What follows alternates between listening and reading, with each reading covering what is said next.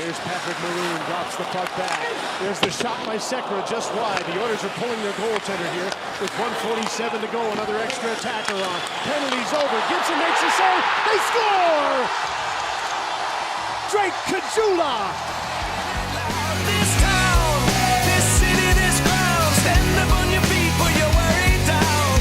And every one of you, all around, come on, y'all, let's take. Alrighty, folks, fighting out of the left corner, Jay Swish. Out of the right corner, Gage, Ausmus. Folks, this is another edition of Live in 5, episode number 64.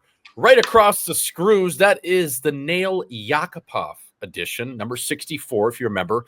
That iconic celly he had dating back to the lockout season, 2012-2013, Ozzo. He scored a goal and then celebrated roughly 150 feet from the goal line. Wasn't that a normal, 1-0 goal in, the game or something? Or was it a game winner? I don't know if it was a game winner. It might have just been a regular season goal, just during the game. But do you remember that celly when he went all the way to center ice on his knees and I thought he was going to be the next Ovi, and then he might have been the biggest bust ever. Yeah, that was my draft year too. I remember hearing about that guy, and I remember seeing him at the combine. He was the only guy that didn't wear a tie. He would walk into his combine interviews. I think he did one or two of them because he knew he was going one. And he didn't have the tie on like we all did. He didn't have the suit on. It was hilarious. He was just the cockiest guy ever. Then I actually ended up playing with him in St. Louis, and he was such a beauty. He didn't give a fuck about anything. I mean, this guy would just let it fly. He was driving a $250,000 Maybach Mercedes. That guy would go 200 miles an hour in a 45. It was unbelievable. He didn't give a shit about anything. He was getting scratched every night. He was laughing. He'd be out there just snapping it around, dying laughing. It'd always be me and him in the Aces skates afterwards, working with assistant coach Steve Ott. And it would be so funny because this guy didn't give a fuck. You just fire everything over the net, laugh. It was hilarious. He was in Colorado when I was at their training camp with the Avs, and I think he was on a PTO or something there. And it was so funny because he was already kind of considered a bust, and he didn't even have a spot on the team, but he was walking around, Jordan, one of those guys who walks around that wearing the Hall of Fame jacket already. Oh, yeah. He was walking around like one of those boys, and I was like, this guy, he doesn't give a shit about anything. Oh, no, and we would be hanging out in the press box. I don't know. I mean, he was just a funny character. He didn't drink a ton. He didn't do anything, but it was just his charisma was hilarious. You just, if you're first – yeah, if you're a first overall pick, he still thought he was Nail Yakupov for the Sarnia Sting, putting up 100-odd points. So, yeah, shout out to Naylor. He's not listening, but he's been bouncing around as a suitcase in the Continental Hockey League for, I want to say, the last 7 years. Is he still? He's still bouncing around that league? He's playing for that team that's based out of China that plays in Moscow now, that Kunlun. He's playing on that team now. So he's on that lower-level Continental Hockey League team with a bunch of different imports. Actually, that team, by all accounts, I mean, they got some serious beauties on that team. It's probably a lot of fun over there, for sure. I think that's the most fun team there is over there. Yeah, 100%. So, folks, Live in 5, always brought to you by Mini Movers. Mini Movers, the official moving company of Live in 5. I was sitting at lunch today. Ozzo, Mike Schmaltz down in the desert doing a golf trip with his fellas. Said he's getting his quote dialed in with Mini Movers in terms of you guys packing some of his shit, moving from the chin of Madison, Wisconsin, down to the desert. So said he was in a group chat with you. I believe you talked to him on the phone the other day. So Mini Movers making things happen for old Michael, though. So, yeah, little cap tip there. Always brought to you by Butter Golf. Butter Golf, the official lifestyle and apparel brand over here at Live in 5. Butter Golf now has the hat I have on now, the Camel Forks hats. We were wearing these the other day, both me and Ozzo, as well as for the ladies, Ozzo. I'm going to show it if you're watching on YouTube, folks. We have the pink option. Real men wear pink too, Ozzo. So if you're looking for something for your mom, your girlfriend, your ex-wife, your sister for the holiday season, we have these pink lids in. And honestly, Ozzo, I'm not a huge pink guy myself. I'm not a guy that, grew up on the East. Nice. Yeah, it's kind of nice. It's not like we grew up on the East Coast wearing boat shoes and eating crab cakes, but they're kind of nice. They got that nice highlighter pink, and I think on a lady, sitting in the student section. Those sorority girls are going to eat those up in North Dakota. 100%. So we added those also, and then a couple different colors for the rally caps. We have a dark green and white. We have a maroon and white, a charcoal one, I believe I gave you. I'm not sure. Charcoal and black. I'm not sure if you got that one, but it's on the website in a couple different big butt options as well. So Those are on just in time for the holiday season. Again, we'll be rolling out some stuff throughout the next couple of weeks, as well as hats, hoodies, and different things. So those are on right now, and they are live. And these, Azo, I was talking to my vendor. They don't have any more tree camo of this pattern. So these are a one-off. So I think I have someone in, the chin of, I don't even know where it was, somewhere in Western North Dakota, actually bought 8 of these today. I think it was. Really? It was 6 or 8 of them at a time. So shout out to whoever did that. Great customer. But yeah, I think we're down to like maybe 20 left out of the 40. So people are going to have to go get at those. And you know what? They're going to be gone before you know it. You can only get them on Butter Golf. They're not going to be anywhere else. So go check those out, folks. We are always brought to you by Gladiator Therapeutics via Dr. George. We've had on the show episode 41, 42-ish. And that goes as, are you tired of dealing with chronic aches and pains or neurological conditions? Gladiator Therapeutics offers a revolutionary solution using quantum physics to improve your health. Our devices use patented technology to emit far infrared light, stimulating cellular processes without heat. This can reduce inflammation, speed up healing, and enhance mobility. Clinical trials show impressive results, including a 400% increase in survivability in stem cells, accelerated wound healing up to 68% faster, and significant improvements in Parkinson's disease models. Wearable 24/7 without power, our devices can be a game changer. Visit www.gladiatortherapeutics.com, /contact, -DRGM to learn more and start your journey to better health today. Azo, off the top of the key, we missed you yesterday as you're sucking down your Don Cherries, your old grapes there, the old wine. I love it on a Thursday night. It is ladies' night. How are ya? What do you got there, fella? Thanks to the Vikings. Thanks to the wow. Vikings, Jordo. First time I opened it.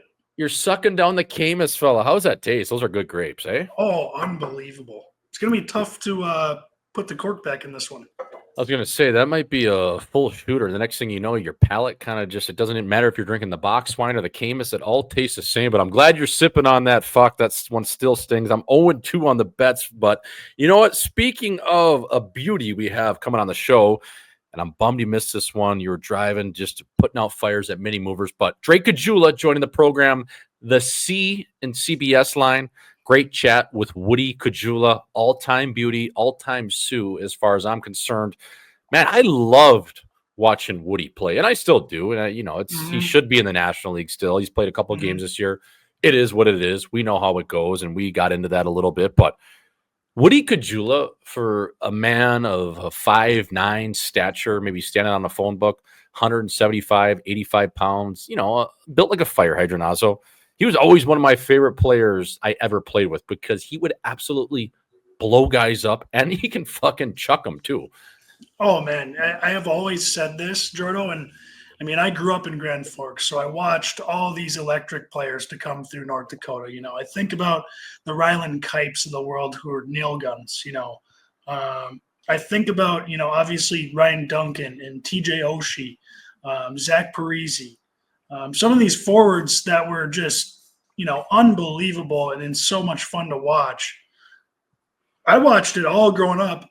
And I watched when I played there too, Jordo. I was on the bench and I was watching the guys. And Caggiula is my favorite North Dakota hockey player of all time. Wow. Just he is. And I've said that to people before. Just the game he played, I think a little bit of it had to do with his off ice as well, how much energy he brought, Legend. what he brought to the locker room. He's just a full-on Sioux. And yeah, like you said, he not only scored some of the biggest highlight reel goals to ever be scored in the Ralph, but he would also absolutely dummy guys. And you don't see skilled players doing that too often anymore.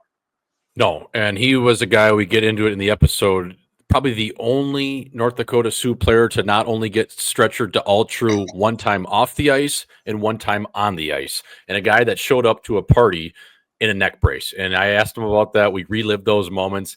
He is just one of those guys that is an all-time character, and he needs more light shed on him because I do believe that line, I think it is the best line ever at North Dakota. I'm a little bit biased because obviously I have a younger brother who played on that line. But in arguably in college hockey too, Jordo. Right.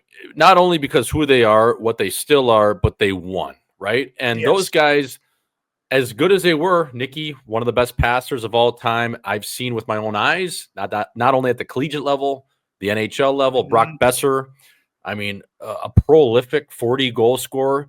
But that line is not complete unless they have a hound on the puck and a guy with a lot of finish at the time, too, at the collegiate level, and Drake Caggiula. Like, if they didn't have that guy hunting on the forecheck, Ozzo, those guys are nothing without him. I mean, they'd still be good, but they needed a Caggiula on that line, just a guy, a high-flying winger that can not only go get the puck, but can make plays as well. That was the thing about that line, Jordo. Usually when you have one of those top lines, there's a star on the line, right? Like there's a clear alpha on the line, and it's like, okay, he's kind of driving the ship. That was the debate all season long, Jordo, was who's the best player on that line? You didn't know. It could have been Caggiula one night. It could have been Nicky one night. It was Besser the other night. You just didn't know. And you could debate it all year long. Who is the best player on that line? And you will never come up with an answer because they were all three as impactful as the other guys. It was very special watching those guys play. I mean, that was the best part, just watching them on the bench when you weren't on the ice with them. It was just insane. Yeah, and then I touched on it too before we get into just what's going on at Live in 5 here. Lastly, on Caggiula, we'll let you guys listen to him later in the show, but that goal against Denver that Nicky had still gives me chills to this day because you guys were in dire straits. Trevor Olsen had just taken a 5-minute fucking penalty. Shit hit the fan, and I don't know if that game goes to overtime, Ozzo. It just seems like North Dakota always was on the wrong side of that one. And for whatever happened at that face-off and the way they communicated the play, man, that was something special. And it wasn't like Nicky got kicked out of the face-off and Besser had to take it, or what happened there again? Or did they decide that Besser was going to take the face-off? They knew they were running that play. And it was funny on the bench because I was on the ice for that. But on the bench, Jordo, there was a weird feeling like we all knew they were going to score. It felt like that on the bench. You're like, they're going to score on this faceoff. Because you saw, like, normally Bess isn't taking that draw, and you saw him go up there, and you're like, holy fuck, they're going to score on this faceoff. Like, they're drawing something up. Yeah. And they did. And it was, like you said, North Dakota had that. North Dakota couldn't get by that semifinal game for how many years? I think it was like 7 or 8 years. They couldn't win that semifinal game in the Frozen Four. And when you're on that team, you were on that team the 2 years before that, you feel that. And you know that in the back of your mind, you're like, we're cursed. We can't get by this game. And when Denver tied it up, when we were up 2-0, they tied it up 2-2. All of us were thinking that on the bench until that faceoff. We're like, holy fuck, these motherfuckers are drawing something up. They're gonna score. Yeah. They did. You know, it was like they can't be denied. 100%. And you know what? This weekend, Denver comes to town. They're coming to Grand Forks, and I've been talking to David Carl all week. Matter of fact, I'm going to text him right now and say, are you guys feeling it a little bit yet? You're going into the Palace of Pain. They're 10-0 right now, Ozzo. They're the number one team in the country, led by Aiden Thompson, this Jack Devine kid. Jack Devine has 1+16 in 10 games, and he's a forward.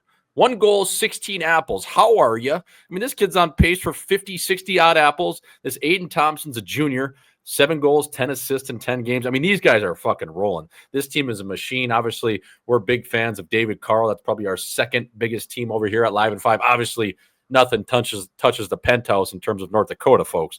Let's not get it twisted. But Nodak, I mean, this is a big test. 5-4. They're ranked 9th. They've played good some weekends. They're coming off a sweep of Duluth, who is an okay, mediocre program at the moment. The previous weekend, they got swept by the Big Red in upstate New York. So, Ozzo, wanted to ask you, fella, like, this is a big test coming into Grand Forks. These guys, Denver, they're staying at the Olive Inn, the nice hotel. They're getting a nice meal service. They're feeling good. David Carl's sending me these, screenshots of, they're the first team to start 10-0 as a repeat champion. He's getting in my ear, grilling me, I love it, right? I love it. DC's a beauty. Oh, yeah. But is there any way Nodak can shut these guys up? Or are we looking at best maybe a split? Because they're legit. And Dave Carl, I think, is the best coach right now, young coach outside of the NHL. So what are we looking at as the Pioneers coming to town? I know you have your thoughts. You were committed to Denver. I always have to remind you that. I was a Wisconsin guy before Nodak. So we have these ties to different schools. Mm-hmm. What do you think, fella? Can the men do it? Our boys, or is this going to be a big test? Well, I am a real North Dakota hockey fan. I'm not just an ex-alumni player that cares about the program. I still watch the team in every game they play. I subscribe to the overpriced NCHC TV. It's about $120 a year. A little overpriced, I think, but I'm going to pay it because I do need to watch these guys. I feel good about their game, Jordo. They have a really good team. Now, I haven't watched Denver yet. I know the Denver players they have on that team. They got Eric Polkamp from Bemidji State. I was hoping he'd come to North Dakota. This guy is an unbelievable player, played in the World Junior team last year. That scares me a lot. I do think Denver's team is a little bit better than North Dakota, but I would be willing to bet my left nut. And I only got one. You only got one. The one I got left. I would be willing to bet my left nut that North Dakota takes at least one game this weekend. We need it. We need it for the pairwise. We need it for the conference play. I'm honestly hoping. I think best case scenario for North Dakota is a win and a loss in overtime, or like a shootout win or something. I don't think they're sweeping Denver. That's not going to happen. The team's too good. When you're that good of a team, you don't really get swept. We've played on a couple of teams like that. You just don't get swept, so it's not going to happen. But I do think there's a way they can come out with a tie in one of those games and maybe lose in a shootout or whatever it is, but win the other game. But I would bet my life, Jordo, my left nut, that they will take a game from Denver. Yeah, you got to get a pounce on them early, especially a Denver team coming in feeling good about themselves. You have to make it a hostile environment, and then hopefully, as the good drunk North Dakota fans do, they rally around that and ultimately create that chaos inside the Palace of Pain. Now, that's going to start with the forecheck. Jake Schmaltz, Louis Jamernick, these guys, they got to get in on that play and hunt the puck. And then I just think, it's going to be a grinding series, Oz. I mean, from what I see with North Dakota, the weekend I was up there, the BU weekend, we got some pretty good skilled players. I like that Max Swanson kid. I think he's a pretty good player. Skating, a little bit of an issue, but at the collegiate level, I like his game. Jaden Perron, he gets his touches early. I like how he moves. But I'm looking at this Denver team, and I was pulling up their hockey DB earlier, and I'm looking at Zeev Buyum, who was, I think that kid should have been a top 5 pick. He's like 7th right now, and their team in scoring, and he's still a point a game. It's like, who have these guys played? I think they dusted off maybe Air Force or Colorado College for a point night. But I mean, the way that Denver is rolling, it's just, it's gonna be tough.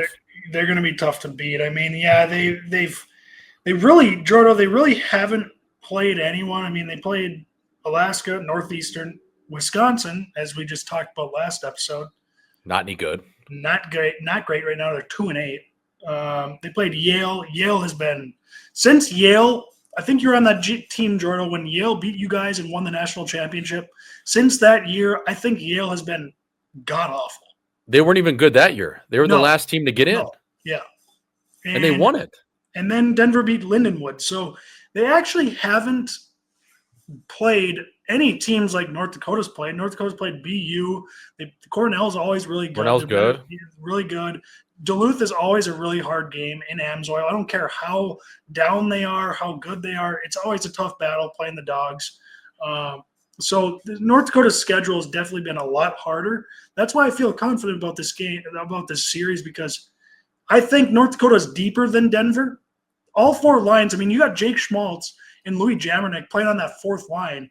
That might be the best 4th line in college hockey history. I mean, they're unbelievable. They played really well against Duluth. They were making skilled plays, which you don't see out of a 4th line in college hockey really ever. And they're making skilled plays, scoring goals. So they need all 4 of those lines rolling. I think Denver's a little more high end, but you're playing at the Palace of Pain, and that Ralph Engelstad Arena is going to be bumping. Yeah, I can't wait. I'm going to be tuning in from the chin of Toronto, which leads me to, what do you got on tap for the weekend, brother, before we segue into some more NHL talk, a little bit of NFL and different things? What do you got going this weekend, baby? Are you chilling in and around the Minneapolis area? What do we got, baby? What's Ozzo up to? No, so it's a little spontaneous weekend. I'm pretty excited for it. I wasn't expecting this to come up, but a couple good friends of mine from Grand Forks decided they were going to travel down to Sioux Falls, which happens to be only about a 3-hour drive for myself. Not bad, easier than Grand Forks. And we're going to play some golf and watch a Stampede game on Saturday. So that's with Andy Schneider and Tyler Wilson up in Grand Forks. Now, Wilso got us the tickets last year. Yep. We went to the Gopher game, beauty. And then Andy Schneider, all-time legend, captain of the Sioux back in the day, unbelievable player, the big rig, skilled. This guy can absolutely bring it on the weekends. He can bring it on the ice. He's just an absolute legend. And I was honored to be invited, Jordo, to this event. And it was something I probably, for a lot of guys could have asked me, and I've said no. But when Schneids calls and asks me to play golf with them in Sioux Falls, I'm going to say yes, because this guy deserves that respect. And I'm just really excited about it. It's going to be an awesome time. I mean, we're going to this country club, I guess, where we're going to play golf and then sit in the sauna, cold tub, kind of do that deal, probably having beers at the same time. It's going to be all time. Yeah, and Andy Schneider over at Dakota Appliances is an absolute all-time beauty. Best friend of Matt Green. Matt Green's a guy that is probably my number one seed in terms of Sioux beauties all time. He's a guy that Ozzo I text probably once a month to come on the show, and he says, Jordan, would you stop bugging me? I'm not going to tell any stories, but I wish you would, Greener, because you are the coolest guy I've ever met, and it always dates back to that old, remember that Brad Miller Time episode of Hawk and Animal, and it's Matt Green teaching a young Andrew McWilliam, who is also an all-time beauty. Macker, if you're listening, fella, what a captain you were my freshman year. But it was him teaching Mac how to be, a Sioux and what to do. And it was kind of like, the vet and the rookie. And if you've never seen Matt Green's personality, just go check that out. I think it's still on YouTube. But Greener, shout out to Greener, shout out to Schneids. Those guys, I mean, 2 nail guns, 2 piss tanks, and 2 of the best guys the Sioux have seen. So, Ozzo, that sounds like a hell of a weekend, dude. I'm jealous. You're going to go tee it up with Schneids. Anytime you can get Schneids on the road, or maybe even just 7 miles south of his house over at the Grand Forks Country Club, it's a sight to see. So, fired up for you. That'll be awesome. I'm going to Toronto. We got a live show, Hockey Night Scottsdale. It will be at Greta. That's on Saturday. I'm hoping McJesus doesn't put up any points tonight. We're recording on Thursday, so I can be in the building to see his potential 1,000th point. It's crazy we're talking about that. We'll touch on that in a little bit. But friend of the show, Jeff Merrick, joining the program for that show in Toronto. So I'm fired up. But also, I didn't talk a ton about it last week because we were giving out, our bangers of the week for the people. But I was, spent some time last week in Munich and went to that soccer game over there. And I just wanted to ask you, how do you ever recreate that atmosphere of what you walk into for a soccer game in Europe, even with hockey in the Swiss league, some of these leagues where they got, the banjo playing, they got the drums, they got the chants, the flares, the amount of darts being smoked. I mean, I walked around Elaine's Field there, and there was probably, I would say at halftime, that place seats 77,000 people, 50,000 in the concourse. There was probably, I would say, 42,000 people smoking cigarettes. It was insane. The amount of darts being smoked, it felt like it was 1970. But I wanted to ask you, how do you replicate any of that in a game over here? Like an NHL team, can there be one team or a football team or a basketball team? Is there any way to replicate that, or is that just the culture over there? I've always thought, come on, can we do it? No, it can't be done, and I'll tell you why, Jordo, because those people over in Europe, we're in the land of the free here. We're in America where entertainment is out the ass. I mean, look at the entertainment coming out, Jordo. I mean, we got podcasts, we got this stuff we're doing right now. We got sports out the ass. We got concerts every other weekend.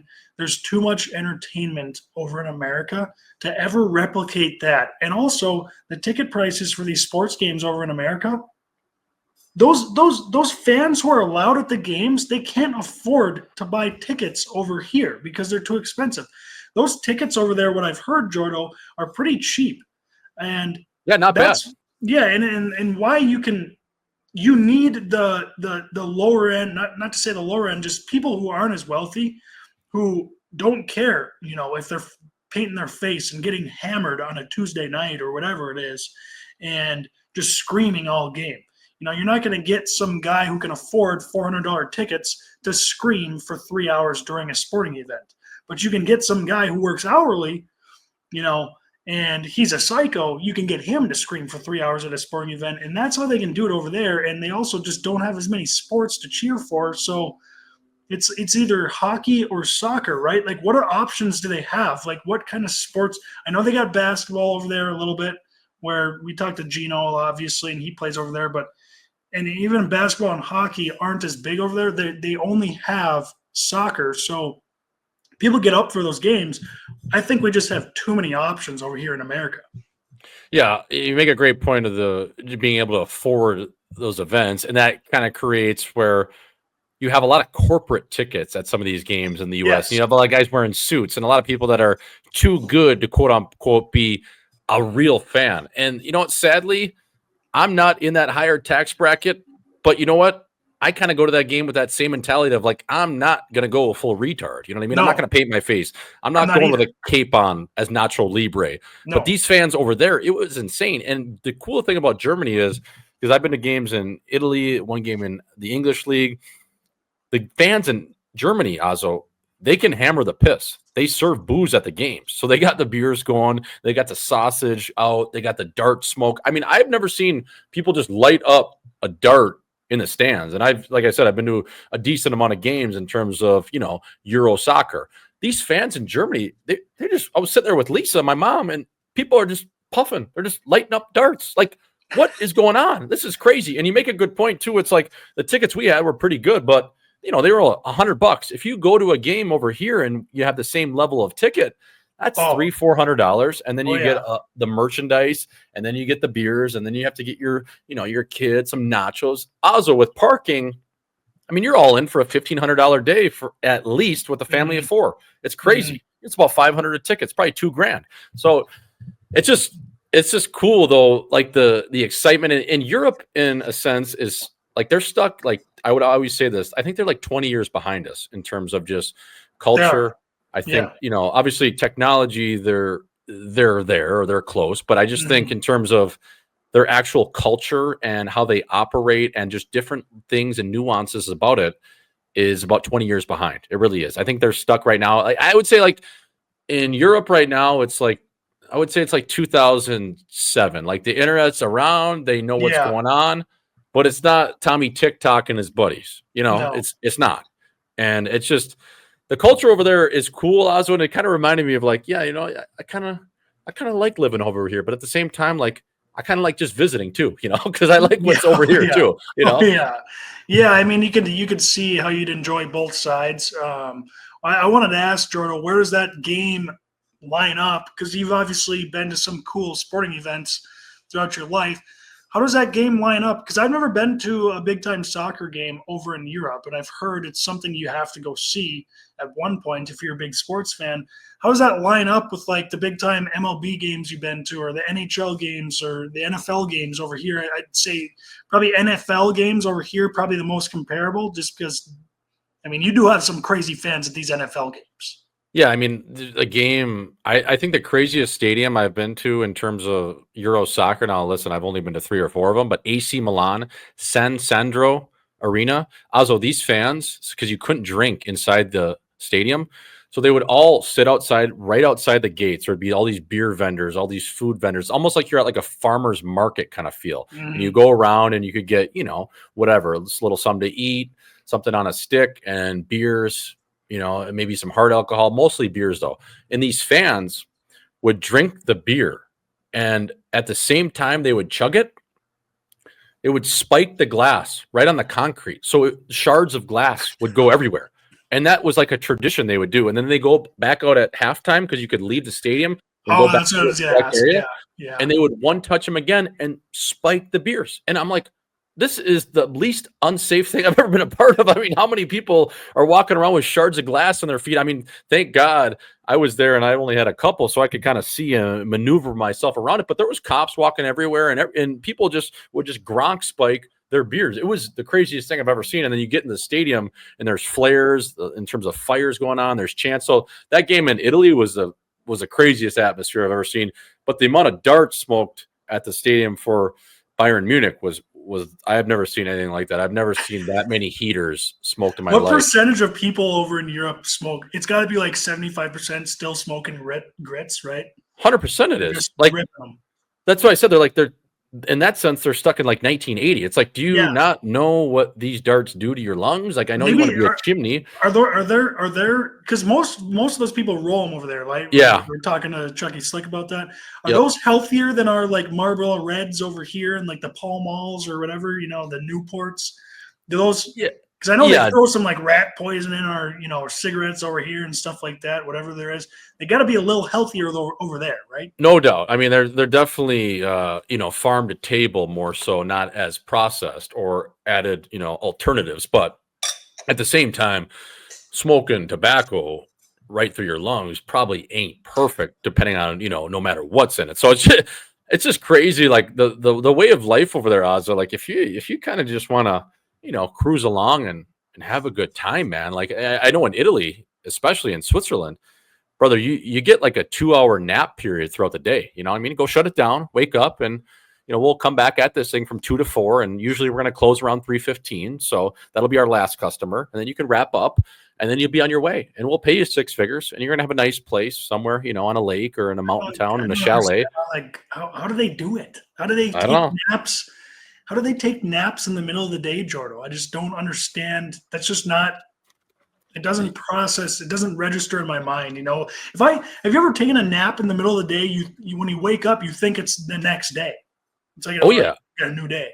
I think the last time I was taking naps was a couple of years ago when you're a pro hockey player, because you're kind of bored sometimes. Like, oh fuck, I think I'm kind of tired. Well, no, you're not. You've just been awake for 4 hours and you went to bed at 2 a.m. because again, you have nothing to do and you don't play for 5 days. So yeah, I'll shut it down and then make something for dinner, and that will be kind of my day. So that's kind of like the last of my napping ability. Yeah, those days were the best though. Just shut it down. It is nice. It is nice just to be able to lay down and not have anything to worry about. I think at this point in my life, I'd miss a lot of shit if I took a nap midday.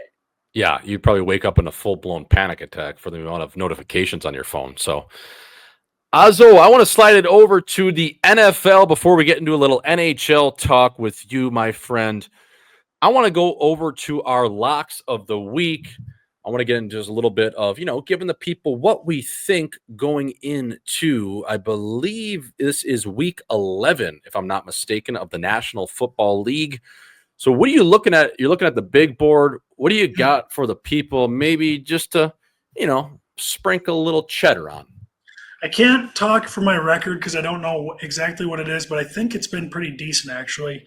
And, what we do here for the listeners is, we might chirp a guy one week and we might absolutely just rip him, shred him to bits because he's being a loser. But then you know what?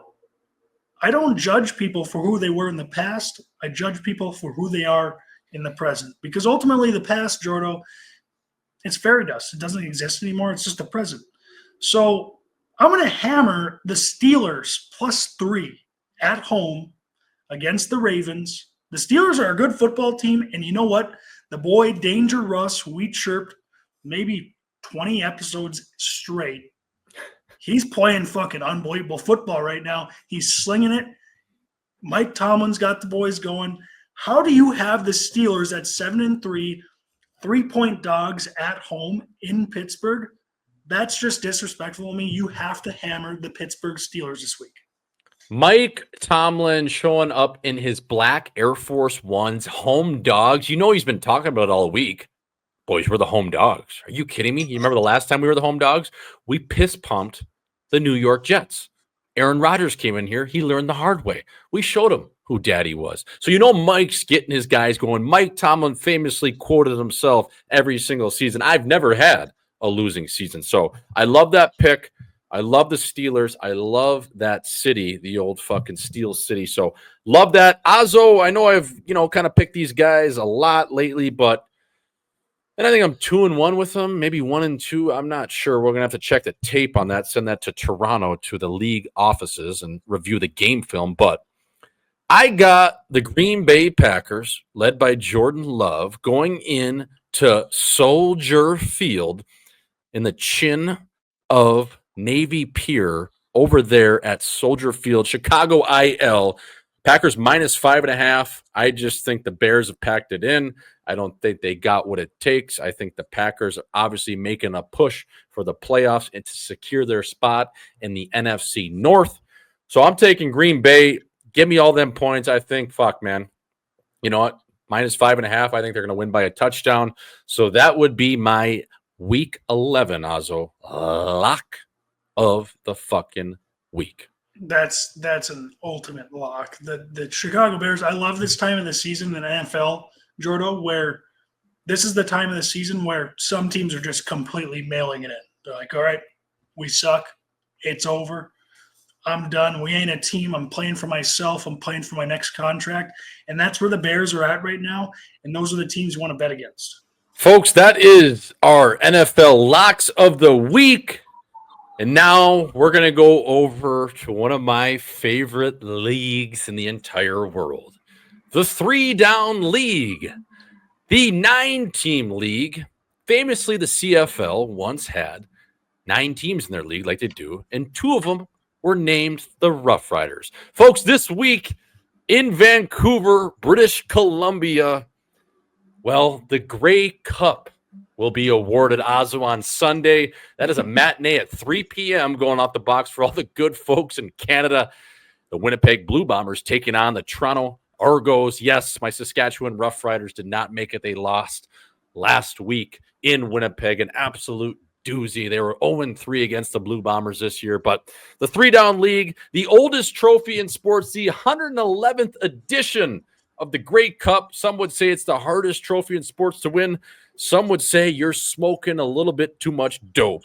Azo, to the good people of Canada, it is a hilarious league. One of the funniest parts, obviously, it's a 3-down league. I think, most teams punt roughly 40 times a game, and then they use that big ball that's like bigger than a watermelon you'd find at Whole Foods, all juiced up on steroids. Like, how do you even throw that fucking thing, man? It's like a beach ball and like a pigskin all in one. It's hilarious.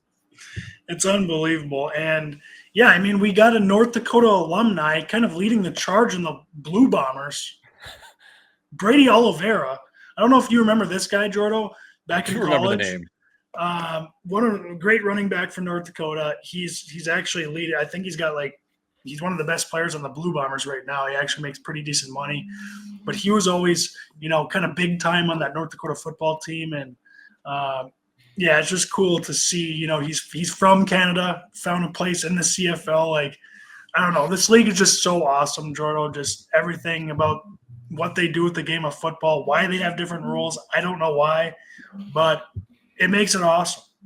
Do these guys still have to work the odd jobs in the off season? Like, are they working a construction crew? Are they working in a bar as a bartender, maybe a bouncer if you're one of the bigger fellas? Are you, a part-time something? Are you building decks, or are you a firefighter? Like, what can you get by with, 60,000 Canadian? Because that's like $10 in the US. I think I'm not sure. I can't speak to this, Jordo, but I think there probably are a couple guys on the team that pick up landscaping jobs in the summer.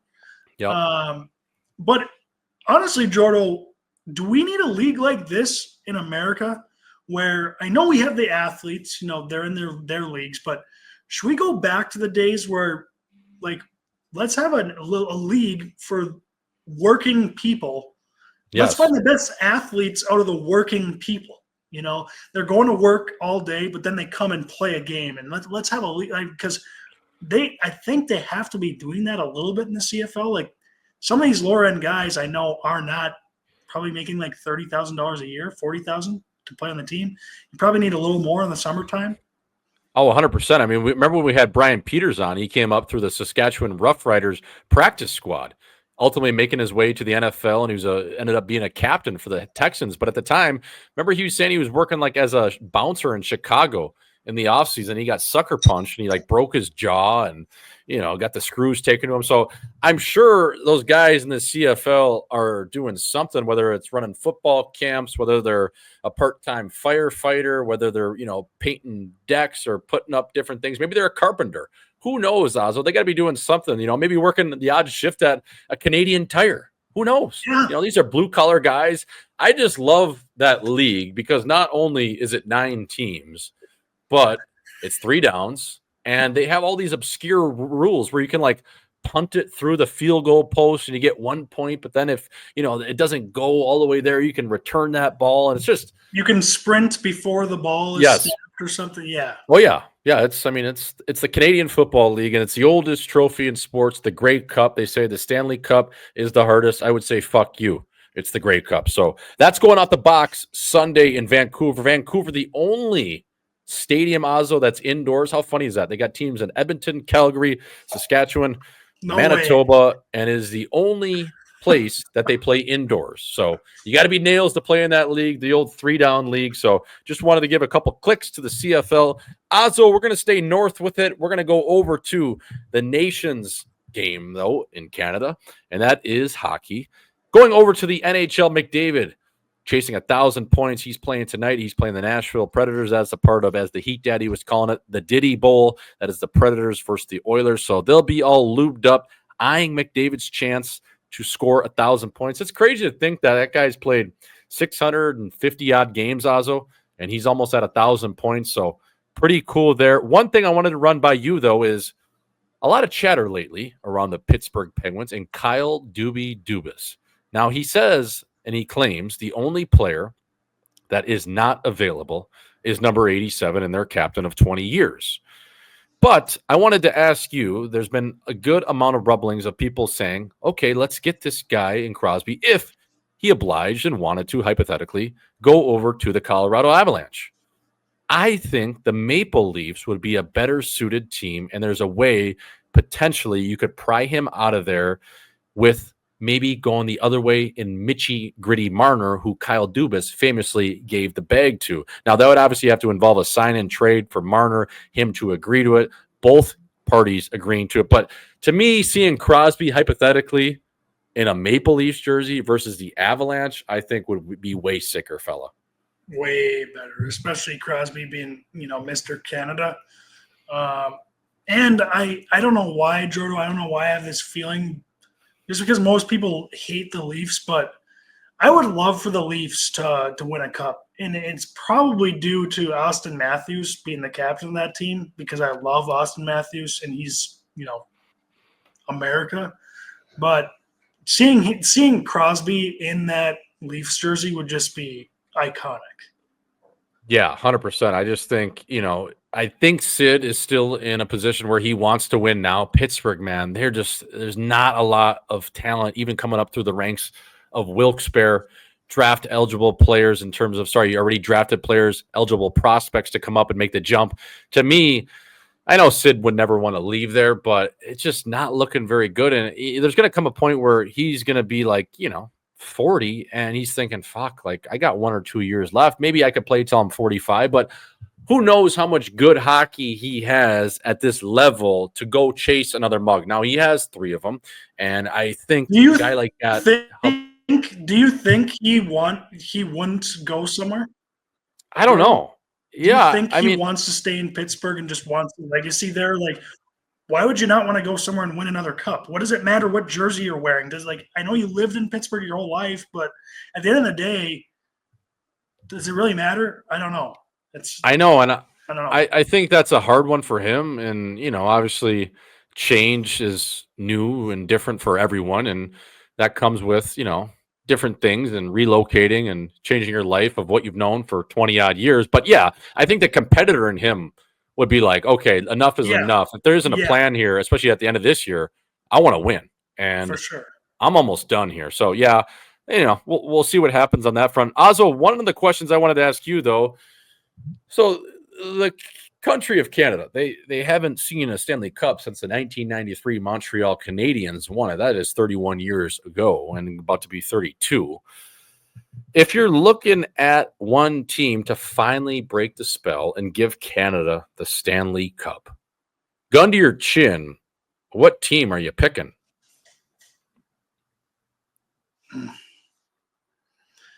You have to pick the Oilers with McDavid and Draisaitl. I mean, that is your best option. Now, the teams up in Canada, Jordan, is this the best the teams up in Canada have been in a long time? You know, you got the Vancouver Canucks who are really good. The Flames started off well. Now you got Edmonton Oilers. The Jets have the best 15 or 16 game, whatever. They have the best start in NHL history. I think the Jets are a first round bounce, unfortunately for them. Nothing against those guys, and then you got Toronto. But it has to be Edmonton. I mean, a guy like Connor McDavid, Leon Draisaitl, you would like to think will get one. If the hockey gods are a real thing, Jordo, the Oilers will win one with those guys on the team. You would hope so, and you just look at their makeup of their team and their superstar level, now locking in Leon Draisaitl for a following 8 years, and obviously having McDusty there, he'll re-ink. But yeah, man, I mean, they make it to Game 7 last year. They made it over the hump. I just think their chances of coming out of the West are greater than what the Leafs coming out of the East is right now in this moment of time. I think there's more holes in that Leafs lineup, and I just think when you have those 1-2 punch of the best players in the league, they'll ultimately will you there. But man, it would just be nice to see a Canadian city just lined up. Imagine that parade. That would be like Chicago in 2010 when they had over 1.5 million people there. It would be insane, dude. No matter where it was. Obviously, Toronto would be the craziest, but Edmonton, that place would be lit on fire, Azo. Lives would change. How many of those people's lives would change? Just they'd start living life differently just because the Oilers won the cup. I want to see it soon. I know that it's a funny running joke, obviously being an American, that the Canadians just can't win a cup now. It's hilarious to me, especially because of some of their political views and all their taxes. Like, I don't want to go play up there, but I would love to see those guys win one and just the fans to have something to cheer for, because at the end of the day, those fans do care more than any other hockey fans in the world. And those Edmonton fans are fucking insane. Yeah. Like you speak about one place that could have that European like feel for a culture. I mean, those people got their face painted. They're insane. You know what I mean? They're rough and tumble. But Azo, I want to go over to one hitters with the captain. And this week, I wanted to gauge, no pun intended, your top rated family member of all time in sports. So you always have the sideshows, you have the characters. And I'm going to give you a 5-person short list of characters, and you're going to have to rank them 1 through 5, or maybe just even give me the top rated one. So, you know what I mean? It's just like the distractions away from who the actual player is. They're always involved. They're always around. They make the game or the person actually about themselves, and they have nothing to do with the game. They're just a family member. So the first one I'm going to start you with is T. I only sit on the wood Morant. That is Ja Morant's dad. Famously, had got a house bought for him. He only sits on the wood. He is dressed like a pimp at every single game. One of the OGs. So I got T. Morant. I got Jackson TikTok Mahomes. And I got Gloria James, who is LeBron James's mom, that famously got tucked by his teammate Delonte West back in the day in Cleveland. So talk about a distraction there. I got Marcus Jordan, who docked his ship onto Larissa Nippin Pippen. So he took the screws to Larissa. I mean, talk about just like you're really whacking your dad's former teammate ex-wife. Like, she's like 52, bro. And you're like, what, 34? So that one's hilarious. And then last but not least, I mean, this guy, if his kids were any good, he would have way bigger of a distraction and be kind of the face of everything. But Big Baller Brand's finest, LeVar Ball. So if you're ranking the top ranked family members of pro sports in terms of distractions, who are you giving the throne to, fella? So I'm going 1 is the biggest distraction, and then 5 is the least amount of distraction. Yeah, just like, you know, those are like my 5 that I put together of like the biggest distractions in sports. So I mean, that's it's hard not to go LeVar, just because like I know he's trying to do his sons right, and he actually, you know what? He raised 3 sons that, you know, 2 of them made the NBA, 1 of them played in the G League. I mean, he did well for a guy who wasn't very good at the sport himself. So I got to give LeVar credit, but I'm going to put him at number 1 for biggest distraction. Yep. Just because I do think it's insane. He could have went about it a way better way. I'm actually going to have to put Gloria James at number 2, LeBron's mom. You cannot tuck your son's teammate. What are you doing? Your son, it still pisses me off to this day. I know it was a long time ago, Jordo, but you can't do that. Just how many other guys are out there? Like, what are you doing? And also, I'm not even going to put that on Delonte West, who rests God bless his soul. He's a homeless man right now, addicted to drugs or whatever. I don't know what he's doing. But that's number 2. And then I'm actually going to go Jackson Mahomes, number 3. Who wants to deal with that guy as their brother? I mean, it's your brother. You love him. You got to deal with him. But buddy, this ain't your show. You know, like you gotta take note here. This ain't your show, Jackson. Just sit down, be the little brother, be Turtle or Drama, on Entourage, and just sit down and shut up. Marcus Jordan, I don't think it's distraction, but what an idiot. Also, what's her name? Laura Pippen or something? Like, Larissa. Larissa Pippen. What are you doing? Just insane. And then also Marcus Jordan. I mean, I think he was caught like on TMZ or something, taking a key bump at like 12 p.m. in fucking Monaco or something, Monaco or something. I mean, buddy, come on, dude. You can't be doing that at the beach. Go in the bathroom. You can't be doing that out in fucking where people are taking pictures of you. Like, you're Michael Jordan's son. Put your fucking head on. And T. Morant, I don't think is a distraction at all, Jordan. I love that guy. I mean, look at John Morant. These guys are they're hood. They're hard. Yeah, but that's the way it is. The best thing about T. Morant, though, is I don't even know if he is that hood. He's just got that. He adopted the Memphis lifestyle. He is a gangster, and his son travels nowhere without a Desert Eagle pistol. And I love John Morant. You know what I mean? I love T. But he's sitting on the wood chirping guys all game. It's hilarious. The one you mentioned, though, I think is the craziest, is like, why does Marcus Jordan have to tuck his dad's former teammate, like 1-2 punch his ex-wife? Like, to me, like, there's so many fish out there. There's so many. It seems like that's like almost like payback or something, like, like it's weird. And then Larissa's clearly doing it because she's trying to get back at Scotty. So she's bunking Jordan's kid like that.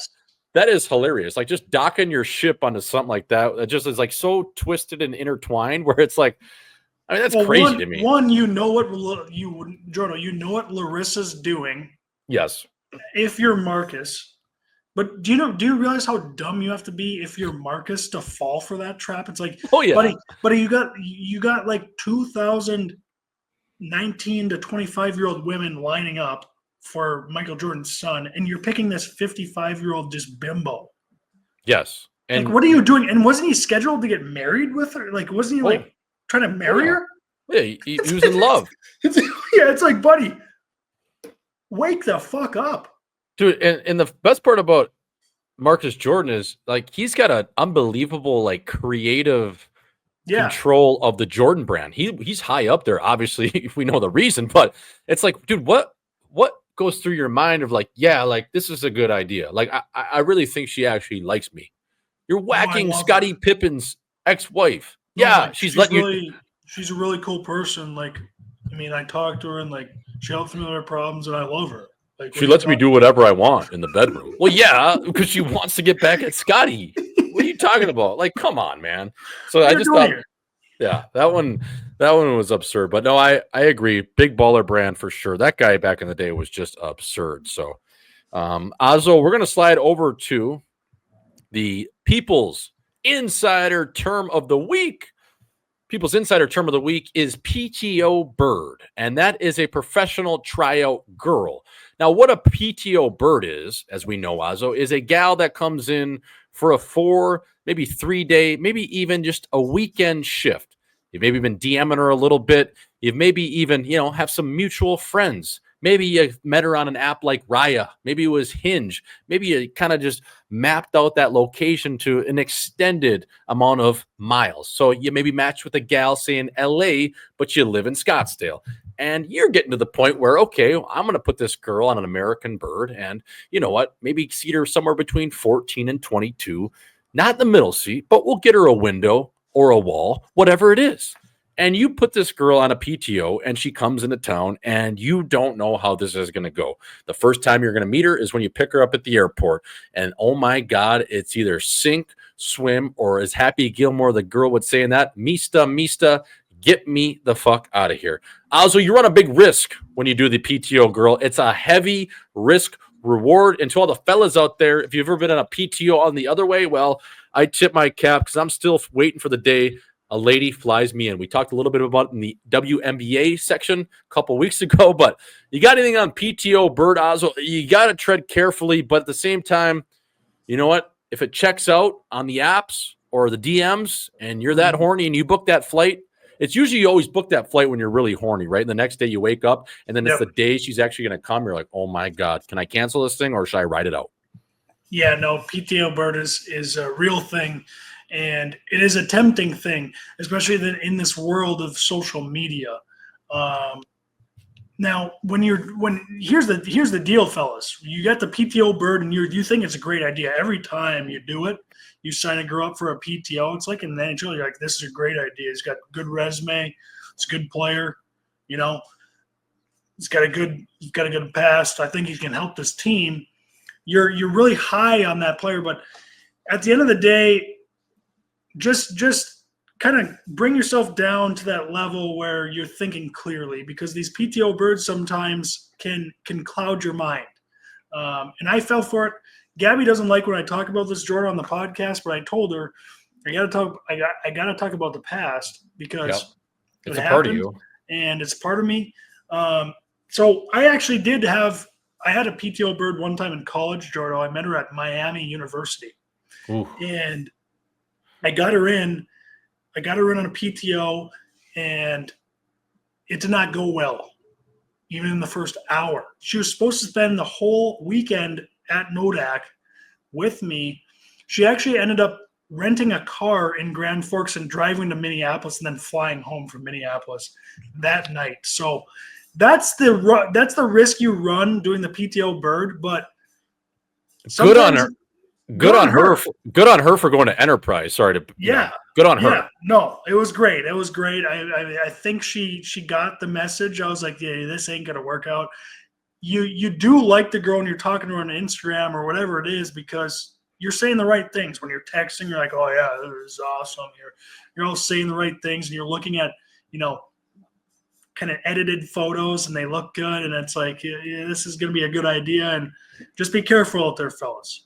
But tread lightly, and at the end of the day, Ozzo, whether they go to Enterprise or they pick them up, you like to have a smooth exit like that. If it ends early, well, at least hopefully this is, it's a professional trial. You come in for a weekend, there should be no expectations, fellas, and make sure that it's clear. Like, this is our first meet and greet. The charcuterie board just got out and got plated, okay? Meat and cheese. Now you just kind of hang out. This should honestly be treated like a first interaction if we were living in the same city. But I think it gets heightened because you get that fly-in and all of a sudden there's expectations and there's different things of like, okay, are we dating? Are we together? Well, no, if we lived in the same city and this is a tryout. This is a 1 to 2 night tryout, and let's not put any expectations or guidelines on this thing. So fellas, if you're doing the PTOs out there, again, make sure it's set up in writing, again, that it'll be mutually terminated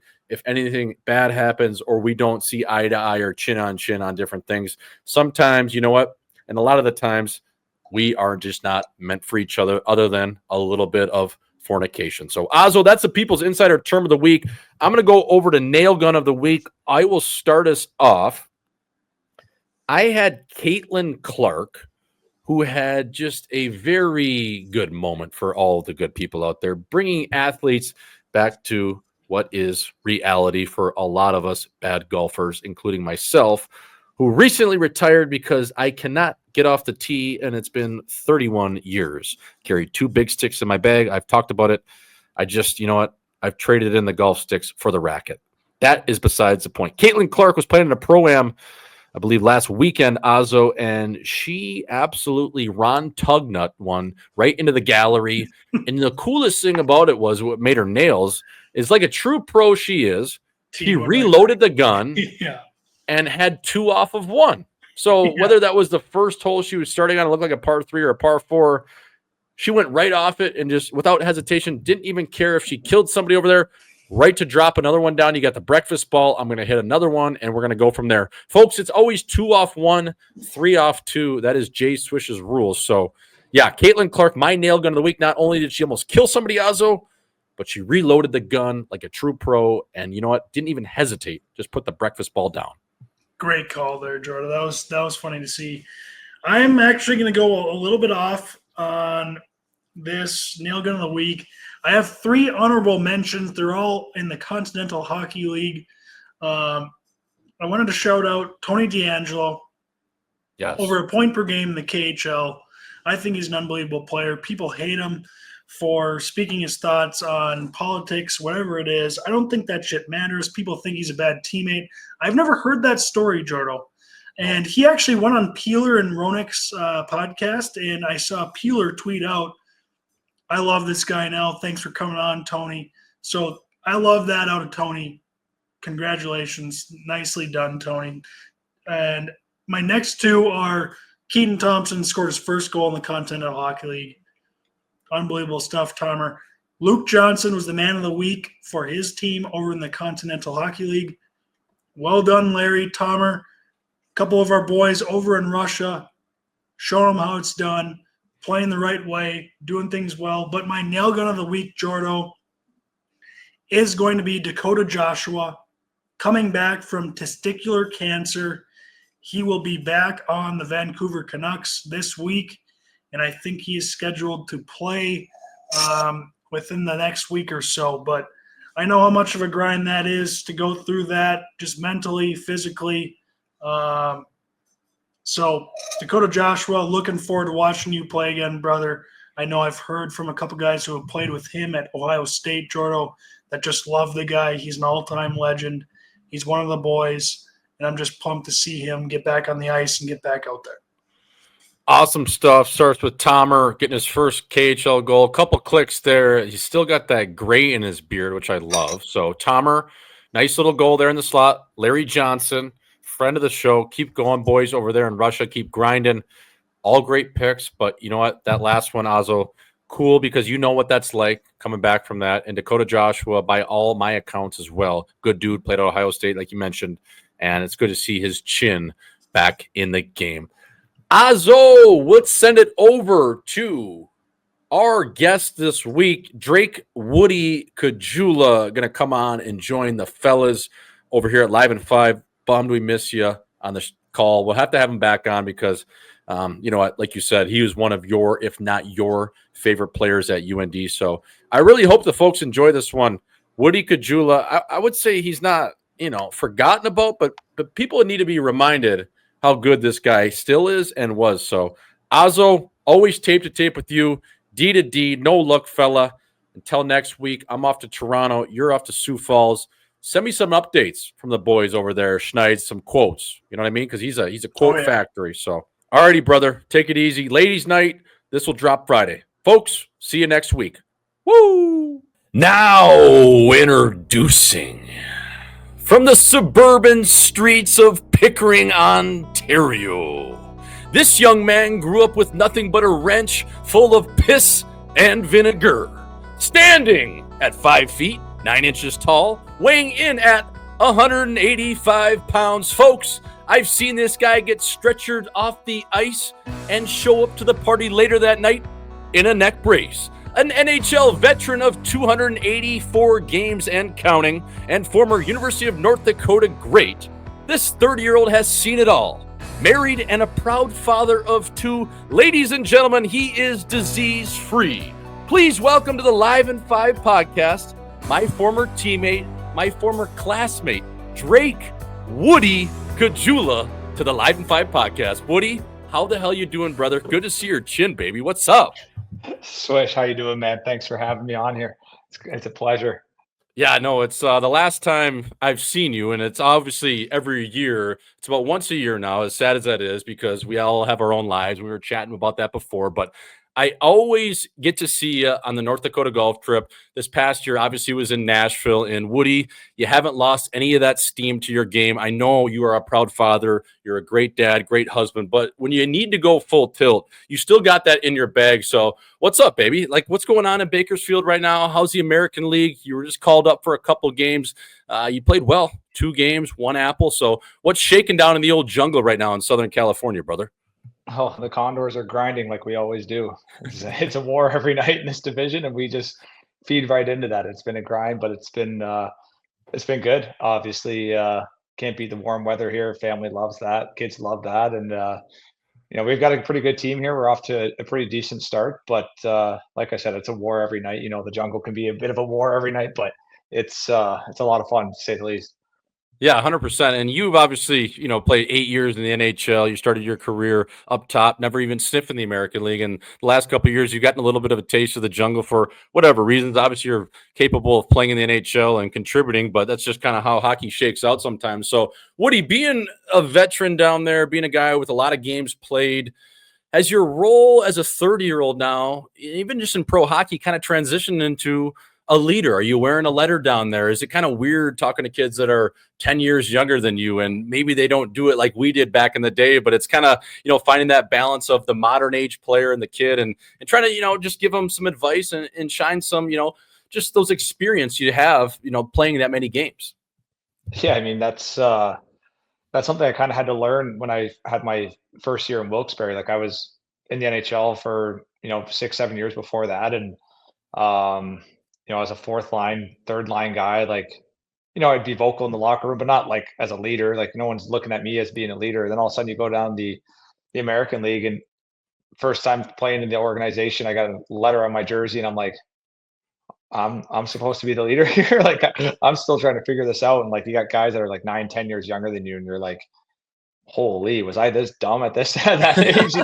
But like it's just funny how it comes full circle, right? Like even at school, you're the freshman, and you don't think you're being an idiot, but you are according to everybody else. And then you see the next freshman come in, you're like, oh yeah, that makes a lot of sense. But no, it's something that I've actually taken a lot of pride in. I think obviously I still want to get better on the ice and contribute that way. My role in the American League and the NHL are kind of different roles, but in terms of off ice stuff, like it is my part of my job to kind of mentor the younger kids. Help them along. Like often I'm playing on a line with, like a first round pick or something like that, and trying to teach them to be an everyday pro as best as I can. I had my slip ups here and there, but it's no, it's a lot of fun, and like it's different, right? These kids are coming in, like they're all dialed in on TikTok, and like most of them are way more skilled than I am, right? It's just more of like learning how to play the game at this level. And if you ask them to do an individual skill obstacle course, they kick my ass, no problem. But to play the game with 5 other guys on the ice, 10 other guys on the ice, that's something that a lot of these younger kids I think have to learn. Coming into the pro ranks. So take a lot of pride in it and try and do my best, and try to relate to them as best as possible. But I'm not really into like the whole TikTok thing, so I gotta find other ways to relate to them. I know, neither am I. And hey, boys, stay out of the Deja Vu strip club on the other side of Bakersfield. Woody, one time I actually in the jungle when I was playing in San Antonio, I've told the story a couple times on the pod, but we had a full spread of the buffet over at the Deja Vu strip club in Bakersfield. That place is the ghettoest place I've ever been in the world. Oh my God. I thought I was going to get shot, dude. So boys, stay out of that place. Stay out of the Deja Vu, Don't be going never there. been there. Never been there. Don't plan on it. It's in the home city anyway. So yeah, I was gonna say, don't be telling those guys, hey boys, stay out of the VU if you're gonna be over there. Oh my God, I ran into a biker gang there, and there was a girl I think named Carmel or Mercedes. She was dancing up there, and talk about the full spread, fella. But anyways, yeah, I just want to kind of touch on like who are some of those younger guys in the Edmonton organization, Woody, and maybe a name you could give the people, a defenseman, maybe a forward you're playing with, like, wow, this kid, he shows really good signs of maybe making the next step in the next couple half year. Is there one player down there that you're maybe playing with, you're like, wow, this guy, like, he might be pretty fucking good? Yeah, I mean, obviously we got Matt Savoy, like we just traded for him this offseason. Like I think he was like eighth or ninth overall pick. Like you can tell he's got the skill, he's got the motor. He's obviously a little bit on the smaller size, but so was I. So I Yeah. think that's him and I have been playing quite a bit together. And I think, with my experience, like being a smaller player, like there's other ways to contribute and using your size to your advantage and stuff like that. And I try to, you know, help him out as best as I can. He's obviously a big prospect for the team, and part of my job would be to, help him become a everyday pro and it hopefully advance on to the next level, which I see like based on what he's got in his tool bag, he'll definitely play in the NHL at some point. But even got like a guy like Jaden Grube, he's like a really strong centerman, big centerman, came out of the Red Deer Rebels, I believe. But like he's like another guy, like he took massive strides last year, like PK, face-off guy, like reliable defensively. Like I think he's got a legitimate chance. Like he's such a solid two-way player. We've got tons of young guys. We have a guy like Noah Philp. He got called up the same time I did. He's got an incredible story. It's not a story for me to really share, but like he's had a whole year out of hockey and then came back this year, and all of a sudden he's in the NHL like 3 weeks into the season playing 3 or 4 games. Like it's an incredible story, and obviously super happy for him. Like to sit out a full year and then all of a sudden you come into training camp, you're like the last guy cut, and you're getting called up like 3 weeks later. Like it's a remarkable story, and I've been spending a lot of time playing with both of those guys, and I've really enjoyed that. So it's a fun time. Like I enjoy going to the rink every single day, and it's different when you're like 21, 22. When you show up to the rink, like when you're 30, it's like this is a time away from the kids. I'm hanging out here as long as I can. I'm hanging out with these young kids. It's no, it's great. It's a lot of fun for me. For sure. And Woody, when you were up top there, and this has been we were talking last week when you were up there and you were playing a game in Nashville, you've had 3 tours in Edmonton at least, right? Because you've had 3 different numbers. Is that right? Two different numbers. Two tours. So you got three numbers, and technically a fourth if you include my Bakersfield number. I got 4 numbers within one organization. So what were the numbers? It was 91. What were you wearing last? So my rookie year, I was 36. Yep. Good training camp number coming, and the old NASCAR number. Yeah. That was, we like to give this to prospects that have a chance, and I was like, yeah, 36. This is a tough number. What do we have? Daytona right now? 36? Are you kidding me? Am I driving the Napa Auto Parts car? Holy fat. Yeah. So then at the end of that year, I was like, I played the whole year there. So I was like, is there any chance like I can switch this? And they're like, yeah, like, what do you like? And I said, I've always worn 9. I like number 9. I know it's retired here. So like, I don't really know. And they're like, and I said 19. And then Patty Maroon is wearing 19. They're like, well, we can just flip that around for you. And I was like, sure. So here you got a guy who scored 6 goals the year before wearing number 91. And then when I left there, I came back and I just took number 8. So I wear 8 in Edmonton now, and I'm wearing 9 in Bakersfield. So I've got 4 numbers within one organization. That is all time. And what I want to take you. You've had different stops along the way. AZ, Edmonton. You've been in Buffalo, Chicago, and even Pittsburgh. And I want to take you to a spot in Chicago IL, just at the United Center, right on the chin of West Madison. And it dates back to I think it just shows just the type of dog you are, even what you might lack in stature, just how just a big of a competitor. Maybe the screws are a little bit loose, one would say, in a good way. But you remember that fight you had against Dustin Byfuglien, and when you turned around to kind of go at him, did you know it was Buff that hit you originally, or did you just look up, shed first, ask questions later, and kind of look up and be like, oh, fuck, this is Buff? I mean, honest to God, I went up to block a shot, which I'm terrible at, and I'm also scared to do if I'm being completely honest. But I went up to block a shot. I got real skinny, and he as the puck went by me, he punched me in the shoulder, and I was standing straight up, so I fell on my back. And as I'm getting up, he gives me a little shot. And in my head, I kind of knew it was Buff, but I didn't really register that. So I just slashed his stick out of his hands, thinking okay, I'll just be a little rat player, whatever. Yeah.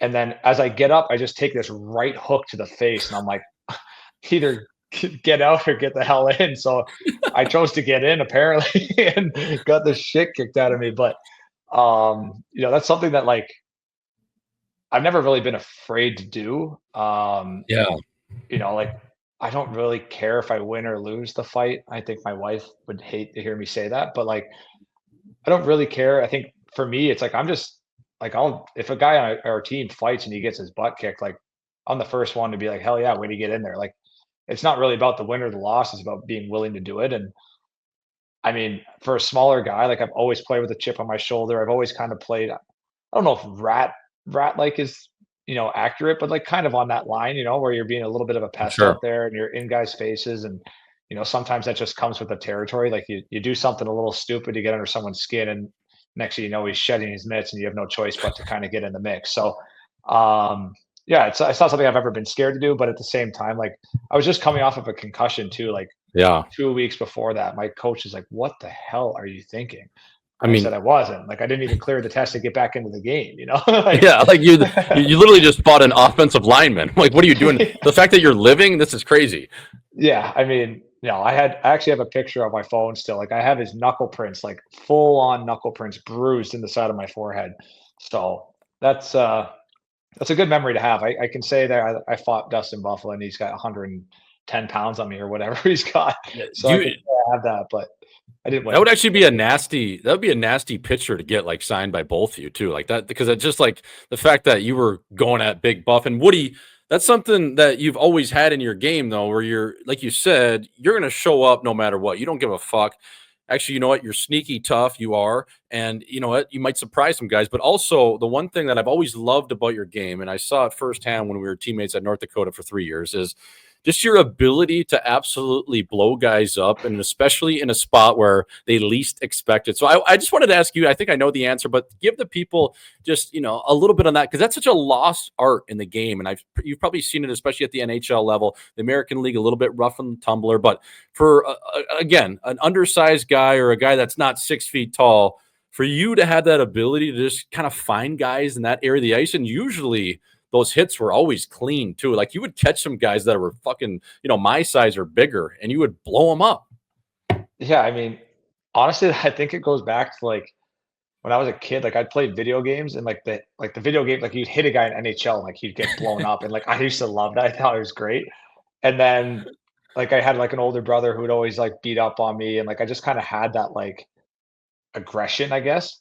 Yep. Um, and like growing up, like we started hitting when we were like 9 years old, which I think is like kind of a good thing. I know they're concerned about like injuries at like 9 years old, but like I learned how to give a hit. I learned how to take a hit when I was 9, right? Like now some of these Yep. kids are learning when they're 14, and some of them have hit puberty, some of them haven't. They're getting like smoked. They don't even know how to take a hit or where they should be on the ice to receive a hit, like all that sort of stuff. So anyways, that's always been like I just like enjoyed it. Like I used to watch Don Cherry's like Rock'em Sock'ems, and I love the hitting. Like it's just something I've always enjoyed. And as I've gotten older, I've gotten a little smarter in how I do it. Like I separated my own shoulder blowing a guy up when we were at North Dakota, like missed 4 weeks for that.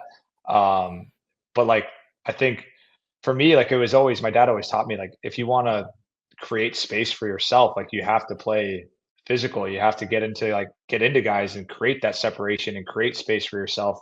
And yeah, I've always just kind of had that physicality in me. I've always played contact sports. I played hockey and lacrosse. Like they're all high contact sports, and I think I just kind of like thrive in those games, like playoff games. Like that's when I'm at my best. I think playing that physical style, whether it's a big hit or just getting in there, get your nose dirty. Like I think that's just part of my DNA. And when I'm not playing well, it's probably because I'm not physically engaged in the game like that. Yeah, for sure. And you're just obviously that low center of gravity, really strong on your feet, and you always catch those guys, especially the defenseman coming into a puck with that, that reverse hit that you do so well. And speaking of doing things well, Woody, I wanted to just ask you before we get into a little bit of North Dakota talk, just about a couple teammates you had for a while, 5-6 years in Edmonton, Leon Draisaitl and Connor McJesus. These guys, obviously, we know what they can do, right? We see it every Yeah. night, but the skill level comes out even more in practice when you see it like that, just firsthand, and doing little drills and, working with just the forwards at one end, or maybe it's at the end of practice, just kind of fucking around. What's like one thing you saw Draisaitl do with that pizza shovel of curve, or McDavid in practice, or maybe it wasn't even one thing. It's just like the day to day of these fucking guys. That's like every day was probably something new, right? I mean, McJesus, no disrespect to our boy Patty Maroon, but he almost got him 30 that year in the big ring, baby. Sit on the back door, I'll get you. And he's the friend of the show. I love Patty. Patty 3-time, but you know what I mean? Like that guy, like just those, it's crazy. Yeah, I mean, I've been fortunate. Like I played with both of them for 2.5 years to start my career, and they both work out at Gary Roberts. So I see them there every single day in the summer, and like just like the daily, like how good they are on a daily basis, and like obviously Connor's speed, Leon's strength, they're like both of them have like unbelievable vision. Like it's like showing up every day and being that good, and the expectation is so high for them, yet they overachieve that expectation almost every single night. Like what's Connor at, like 999 points with Yep. in under 700 games? Like they're ridiculous. Like the two of them together too, like the way, like you would think that their styles kind of clash because one's so fast and one slows the game down, but they're actually like perfect for each other in that sense, in my opinion. Um, but like I see them every single day at the gym, and like they're just on a daily basis how much better they are than just everybody else. And they work at it. Like Yeah. it's not something that they don't work at. They just every single day they come to the gym, they grind, they work like everyone else, and they're just so good. And like when I don't know, we scrimmage every Friday, let's say, and the intensity is pretty high, but all of a sudden like Connor's like, this isn't good enough. So like he'll like step it up and everyone tries to catch him. And then Leon steps it up and everyone tries to catch him. And then the two of them just start, stepping up with each other. And like everyone else is like, holy, like I'm at my best right now, and I'm not even close. Like they're just so good. And like watching them every day in those like little skill drills, like in the summertime you're doing more individual Yep. skill or like tight area skills, and watching them every single day, and that you're just like they do something ridiculous every single day, and I can't comprehend how they do that. I try to do some of the stuff they do and end up falling down the corner, look like an idiot. I'm like, I'll just stick to running that guy in the corner next time.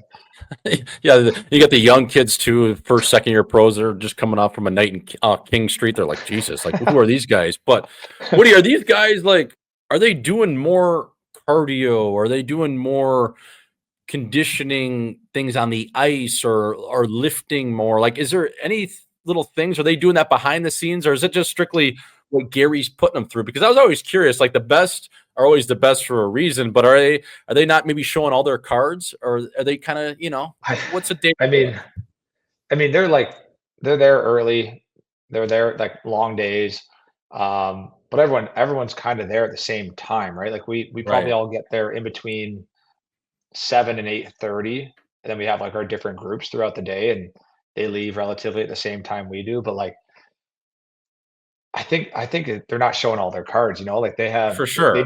they're obviously doing stuff away from the rink, and I know for a fact that they are doing stuff away from the rink, and I know everyone's seen like Connor's house, like in Edmonton, he's got the little shooting area in the basement of his house with like the basketball court or whatever. Like everyone's seen those pictures. So he's obviously working on his game away from the rink and all that. But yeah, it's not something like obviously they work their tails off at the gym, and you see that, and like everyone kind of they're the measuring stick. You try to keep up with them, and it's hard to do. Like they've both got motors that like you just can't really teach. I don't know if you can teach it. Like they're both just in such good shape, and like they drive the gym to just get better and better. So it's honestly it's a pleasure for me to be there and just try to compete with them every single day. And I get to learn a lot from them and try to keep up with them as best I can. But like they've got these two motors, and they play 30 minutes every night almost. Like you Yeah. have to have some sort of special tank in the system to run like that for 82 games. For sure. And it's cool too, even like last year, dating back to the playoffs when McDavid was filling up his Porsche or his Mercedes or whatever it was. He was outside of, I don't know, it was like the beer store or getting some beers for Yeah. the fellas after a big win. So I can imagine too, like, he's not, too big of a hockey nerd where it's like, okay, he can at least have the fellas over for, a shaker when the time comes, right? Like this guy, he just seems like, he gets it for sure. Oh, absolutely. No, he gets it. He's obviously he's a pro's pro, but he's a human being. He has his fun, and so do Yeah. we all. I'm sure. I'm like, it's it's a great living that we'd have, and like the jobs that we do is it's the best job in the world. Like it's you get to have a lot of fun and do what we love in terms of playing, but there also is a time and place to to get away from it and do something completely different and enjoy a day off or whatever. Yeah, for sure. I mean, you can't just be a nerd biscuit the whole time. Woody, I wanna bring it to Grand Forks, North Dakota, and I want to Home sweet start home. at the top. I want to start your last year there in 2016. Obviously, I was an asshole and signed before, and I was watching this happen in the jungle unfold with a tear in my eye, drinking boxed wine, thinking, fuck, I could be there on the power play. Probably could have got 40 cookies that year, sitting there with a CBS line. But I wanted to ask you, just in terms of, 9 years in to your pro career right now, I believe it is, and obviously 4 years at school. So to the time you went to school till now, it's been whatever, 13 years. And playing with the CBS line, which was Caggiula, Besser, Schmaltz, was that the most fun you've had in hockey? I mean, listen, you played in the National League, you've played with Connor McDavid on the line, you've played in an NHL playoff game, scored. But man, watching that line even just go to work and those old clips of that Miami goal, like it was like the Harlem Globetrotters on skates. I think it is to this day still the best line UND's ever had. People can debate it, right? They can go with Oshie, Duncan Tays, obviously Herkus, Bobby Joyce, Steve Johnson. But for me, it's always been the CBS line. I do have a little bit of bias there, but just how much fun was that, man? Like that line was unreal. It was unreal. Like that was the most confident I've ever been going to the rink every single day of the year. Like I don't want to speak for everybody, but like I honestly didn't think we were going to lose a game all year. And we got off to a slow start and the three of us actually weren't on the line together. We started I think I think I was with Nikki and Bess was with LJ or vice versa, whatever. For the first couple games of the year, we lost to we almost lost to like Lake Superior State the first game of the year, came back and somehow won that. And then we like tied the University of Maine, won some like BS tournament at the start of the season.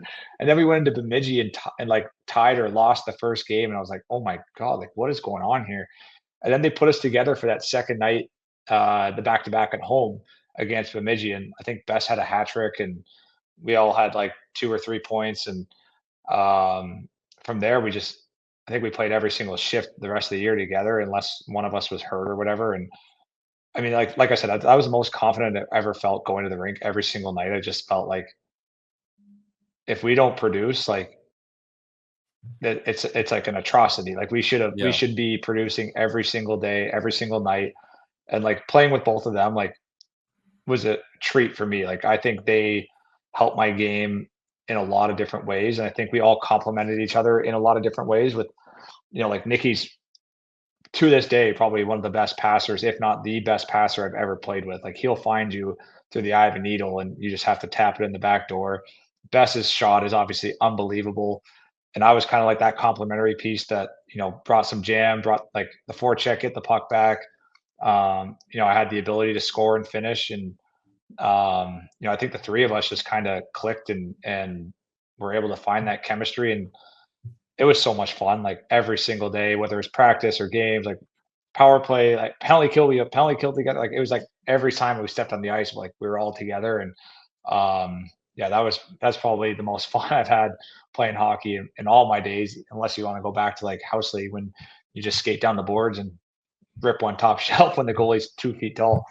Yeah, and who was it that you guys played in that regional that year that the doubters or the naysayers were saying maybe Michigan was going to beat you guys in Cincinnati, and you went in there and just whacked them? Yeah, I mean we played Northeastern first Yep. game, and they were the only team that held a lead against us in the whole tournament. They went up 1-0 in that game, and then we scored like the next shift to make it 1-1. So they were the only team to hold a lead on us during the entire national tournament, and the lead was for like 45 seconds. Yeah, we had a great regional, beat Northeastern. Then we played Michigan, and they had JT Compher, Kyle Connor, and Kopp on a line, and like they were great. Like they were a really good team. They're obviously, I think they were like the three of them were probably somewhere in the top 6 in the nation scoring as well. Like they were obviously good, but Yep. I mean our team was amazing. Like our team was so deep at every position, and like I think honestly, our whole team, we just went into the rink every day. Like we just believed that we'd win every single game. And you know how it is. Like you've been on different teams throughout your career. Like there's certain times you go to the rink and you're like, oh, man, I don't have a good feeling about today. Yeah. We never, I don't think we ever had that feeling. And our team we were close, like off the ice. We were close on the ice. We're just a really deep team. Um, and I mean, that's probably still the most fun I've ever had playing hockey, including like the individual stuff, but obviously all the team stuff. Like it was just unbelievable. Yeah, and that goal too against Denver when Nikki had that goal, like that was, that was just unbelievable to send you guys in the natty chip. And then they were talking about Quinnipiac, and no disrespect to Quinnipiac, they've won actually since then. But like, fellas, we're gonna come in there and we're gonna absolutely whack you here. You know what I mean? Thanks for coming, boys. Once you got through Denver, I was like, okay, got through Jim Montgomery. I was watching that again. Game in between game 58 and 60 in the jungle, just counting down my days in Chicago. I'm like, well, I mean, Quinnipiac, no disrespect here, fellas, but this team is an absolute wagon we have for the Sioux. And yeah, it went that way. Do you remember, lastly, just on that, do you remember when that Connor Clifton hit Austin Poganski into the next year? Do you remember how big that hit was? I heard that all the way from Chicago, and you guys were in Tampa Bay. Massive hit. That was a massive hit. Oh my Like, God. and I've played against Clifton in the pros too, right? Like he hits and he hits hard. And I remember he was vertical or horizontal in the air, and like he got popped. And like credit to Pogo, he got back up. Like, but that was a massive hit, man. That was insane. God. He got absolutely Yeah. buried, but he got up. He got on his feet. He was Get on your okay. feet. His chin was Little tucked. wobbly. That was the big. Yeah, I was gonna say it was a little wobbly, but at least the chin was down. Oh God. But yeah, no, and one guy obviously on that staff, right? We played for Dave Haxtell for 3 years. Bubba came in, got it done. But the heart and soul of North Dakota hockey, Woody, is our boy Dane Jackson. And I saw Dave Haxtell 2 weeks ago. He said him and Jax are confirmed for the golf trip next year, by the way. So they want to come on the trip. They can't do the three. They said they can't do the 3 or 4 days, but they're going to fly in and stay at a hotel. So I told David, I said, David, I'm holding you to that. I know you've had a couple whiskeys, but you're coming to this fucking golf trip. But let's get just that touch in up. writing. Yeah, we do. Should I send him over a contract from the fellas? Get him the golf trip contract. I should add those fucking guys to the group chat right now. 4-year deal. Yeah, we need 4 years committed. We're gonna give you a lifetime deal, but again, it's a 3-strike policy. If you miss 3 in a row, you're gone for life. Some NIL money for him. Yeah, 100%. And it's if you do miss 3, if you get the turkey, the buy-in is $100K, right? If you want to buy back in. So yeah, it was pretty funny. He was fired up, so maybe he'll be there. But going back to Jackson, Dane Jackson, like talk about this guy, the backhand club, the PK meetings before him, saying a guy taking a shot to the larynx and then the next day coming and saying long way from the heart. Just all of these different quotes this guy had. Like, what do you remember most about Jackson? Just, I don't know if it's a specific moment, but just, one thing about this beauty, because he is all time. I mean, his one-liners, like, if you ain't all in, you're in the way.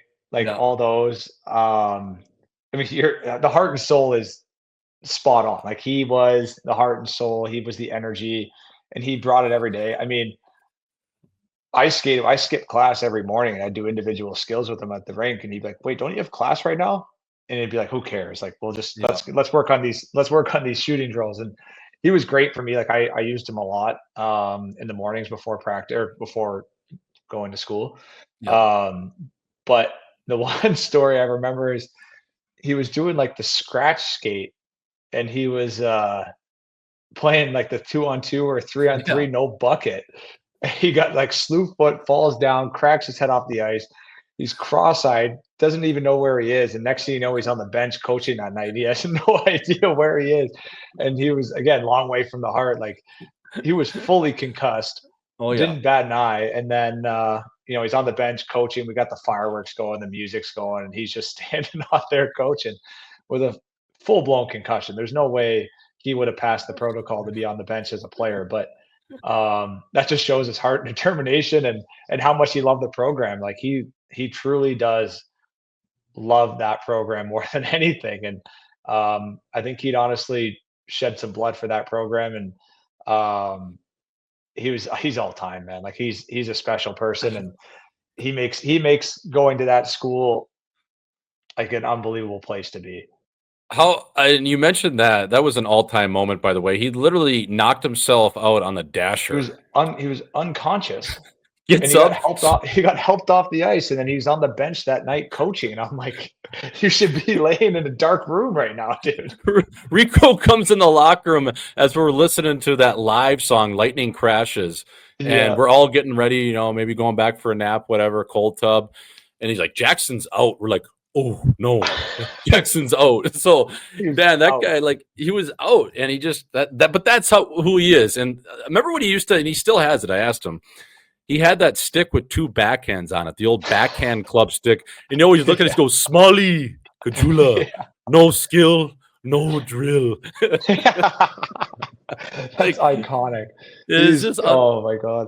He actually texted me the other day. He said he used my photo for like the PK warrior of the night. He used my photo for the pregame against like Cornell, I think. They ended up losing that game. So I probably won't get put into one of those for a little while, but I just love, like, he had the hog, the hit of the game, and he would just show guys blowing people up. Remember when a guy would absolutely decapitate a guy on our team, and he would come back to the bench after killing off the 5-minute, or he'd even look at us before the penalty kill started. He goes, "We kill that off all day, boys. Oh, yeah. We kill it off. That's a good hit." That's a good hit. In today's game, it's a 10-game suspension at least. And he's like, "I love that hit. That's a great hit. We'll kill that off anytime." No problem with that hit, Woody. No problem. We'll kill it off. Oh my God. He's all time, man. He is all time. He's literally the heart and soul. And like, just lastly on Jax, like, it would be once a year. And especially we were struggling with our teams because, I mean, you were basically our only skill guy up front. We had a bunch of plumbers, and that's no disrespect. But, a couple of those years, Woody, our sophomore and junior year, we were just a FERTA team. Like, we didn't have a ton, right? Like, our defense was good. Zano was good. But in terms of highly skilled guys for you to play with, like the CBS line, we were lacking that. So we were just like a bunch of plumbers that made the Frozen Four. But the one thing that always just kind of, he would always have that kumbaya like moment during the season where you would break down and cry and tell us we don't care about the program enough. And it was so genuine, but it always seemed to happen at the right time for us. He would call us in on the ice, and he was just such an emotional guy that it's like, fuck me, boys. Like, if we can't play not only for Jax, this program, and ourselves, like, we got to just hand our wrenches in here. I mean, you hit it right on the head. Like, I think, was it St. Lawrence when we lost to St. Lawrence, and then we tied them, and we thought, like, oh, we're right back in it, boys. Like, we should never have lost or tied to that team. Like, no disrespect to them, but like, we're ranked like number 5 in the country, and they're ranked 50th. Like, should never have been in that position. But you see a guy like that, like, he played for the school and comes back to the school as a coach. Like, he truly, truly loves the program, and you see him crying, and he's like he's pouring it all out there. And it's like, if you can't rally behind him and like do it for him alone, like, screw all the other stuff. Like, you got this grown man who's like embodied this program. Like, we gotta get on board here. Like, this is ridiculous. And he was so passionate. He loved the school. He loved the boys. Like, he's an all-time guy. And I'd love to see him on the golf trip. 100%. Yeah, we were talking about that St. Lawrence weekend, and we brought it up a couple times in the last week just on this pod, because I asked Hack about the clip he showed with Nick Mattson getting buried from behind, because that Saturday morning we watched that whole game, Woody. We were in the old video room, if you remember, and Jax was on the computer, the old Hewitt Packard, the old laptop. It wasn't a MacBook then, boys. It was one of those old school laptops, and he was, kind of just slowing the game down, started up, pause, whatever. Hack would yell. And then it got to that point in the first period when Nick Mattson got absolutely buried in the right corner in the D zone from behind. The guy in St. Lawrence saw numbers, sped up, put his chin on the dasher, and Hack still stops the video. He goes, "Nick Mattson can't get hit like that at home." And we go, "What? Like, can't get hit like that at home. Got to stay on your fucking feet at the Ralph." And I asked Hack about it, Woody. He's like, Jordan, when you walk out of a meeting and you say, "I nailed that part of it, crushed that part," I looked at that part and I said, I'd like to maybe have that one back. It was all time. I mean, yeah, what's he supposed to do there? He's got his face in the glass, and next thing you know, he's sitting in the third row. Like, he got crunched from behind. I mean, he scratched him that night too for being a pussy. well, how about the morning skate was like a war, and Saint tore his ACL because we were like, if you didn't kill somebody during the drill, like, you weren't playing that night. Like, we were all fighting for our lives just to play in that game. And it was Thanksgiving weekend. We probably had a couple pints and some turkeys, and we were sluggish the night before and lost to St. Lawrence, which is unacceptable in our program's eyes. And that Saturday morning skate was a war. That was harder than the game. It was, and then we went out, we like scratched and clawed to a tie, and like it felt like we had won the championship because of we were dog tired, and a guy blew his knee out in morning skate just grinding away. Like, it was insane. We did bull in the ring for 30 minutes at center ice, where you throw the puck in the middle of the dot and you just fight each other. You try to push the other guy out of there. Just go to town. We were so gassed for that game. I mean, yeah. I mean, the fact that we tied that was that was a good positive sign for us, because we were gassed. I mean, I came out of there, I had like bruises all over me, and like everything hurt. I felt like I played a 4-4, and we haven't even played the Saturday game yet. Like, it was insane. I was just happy it was over, the game. I was like, thank God. Like, get me out of here. Let's get to the pit. Let's get to the pit. Hey, speaking of the pit, we got to touch on this. What was the game where you got absolutely blown up, stretchered off the ice, and then was at the pita pit that night in a neck brace, and the whole party chanting Cagge? That was like, if we had that on video, that was one of the most iconic moments, at least off the ice, at UND in my time. Oh man, it was. You got blown up too. We played the U.S. national team, and someone like blew an edge and was like sliding on the ground, and I tried to jump over him, and as I jumped over him, he got up and like clipped me, and I went up and I just landed straight on my neck, and like I felt like a crack in there, and I was like in shock, and I was like, oh my God, like I don't know what's going on. It obviously hurt like hell too, but Pooley comes running out. He's like, what's going on? And like, I felt a pop in my neck.